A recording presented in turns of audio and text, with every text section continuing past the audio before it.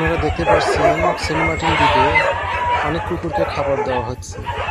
আসলে Saint Martin দ্বীপে কুকুরের বংশবিস্তার তুলনামূলকভাবে বেশি, কারণ এখানকার উচ্ছিষ্ট খাবার খেয়ে কুকুররা স্বাচ্ছন্দ্যে জীবনযাপন করে, যার ফলে বাংলাদেশের যে কোনো জায়গার তুলনায় সেন্ট মার্টিন দ্বীপে কুকুরের সংখ্যা অত্যধিক বেশি।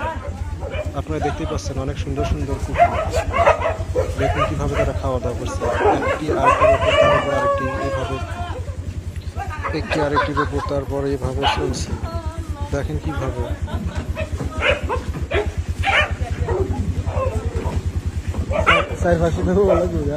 আসলে কুকুরগুলো এই খাবারটুকু পেয়ে অনেক সুন্দর, আপনারা ভিডিওতে দেখে বুঝতে পারছেন।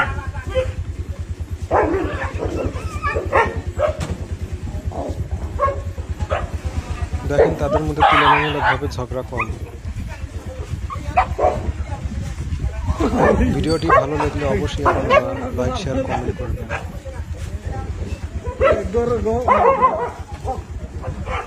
দেখেন কুকুরগুলোর কি ঘিজি ঘিজি অবস্থা, কিভাবে তারা খাবার ছিনিয়ে নিচ্ছে এবং খাচ্ছে। সত্যি একটা রোমাঞ্চকর ব্যবস্থা এদের একটা।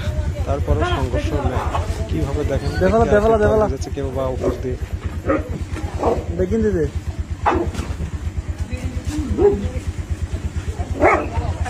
ইউনূস সরকার ক্ষমতা গ্রহণের পরপরই আমেরিকা থেকে 25 চিকিৎসক এনে অনেক কুকুরকে বাঞ্ছাকরণ করা হয়েছে, যেগুলো বর্তমানে খোঁজা এবং বংশ বিস্তার করতে পারতেছে না। আসলে এটার আমি ব্যক্তিগতভাবে প্রতিবাদ জানাই।